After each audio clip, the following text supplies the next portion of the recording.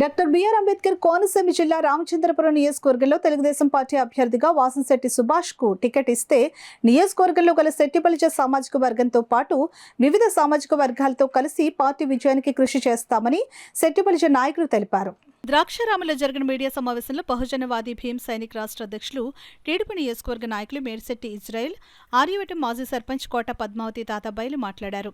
Telugu Desam party ఇన్ఛార్జిగా రామచంద్రపురం నియోజకవర్గంలో రెడ్డి సుబ్రహ్మణ్యం పార్టీని బలోపేతం చేసే క్రమంలో పార్టీ సీనియర్లను దూరం చేసి తాను మాత్రమే ఏకపక్ష ధోరణితో వ్యవహరించడంతో రామచంద్రపురంలో టీడీపీ బలహీనపడిందని, ఈ క్రమంలో పార్టీ అధిష్టానం సమర్థుడైన వాసంశెట్టి సుభాష్ కు టికెట్ ఇవ్వడం ద్వారా పార్టీకి పూర్వ వైభవం తీసుకురావాలనే ఉద్దేశ్యంతో వాసంశెట్టి సుభాష్ పేరును సూచించడం జరిగిందని తెలిపారు.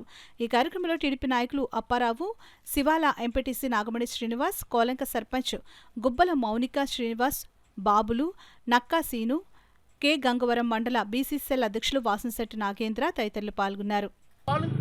ద్వారా కూడా మరి అభిప్రాయ సేకరణ కూడా జరగడం జరిగింది. మరి అందులో కూడా మరి విపరీతమైన స్పందన కూడా వచ్చింది.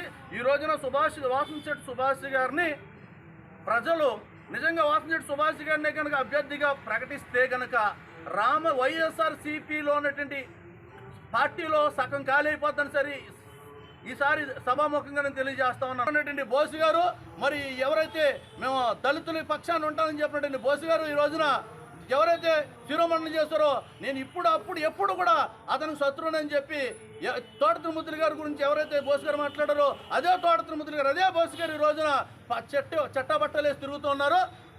ఒకసారి ఇది కూడా మరి దళిత సోదరులు ఆలోచించాలి. మరొక బహుజనవాదిగా నేను ఒక అంబేద్కరిస్ట్గా చెప్తూ ఉన్నాను, ఎవరికి సీట్ ఇచ్చినా దానికి మేము కట్టుబడి పనిచేస్తాం. దయచేసి తప్పుడు విధానాలు, తప్పుడు పద్ధతులను కూడా మీరు చెయ్యొద్దని చెప్పి మేము హెచ్చరిక చేస్తూ దీన్ని తీవ్రంగా ఖండిస్తూ సెలవు తీసుకుంటాం.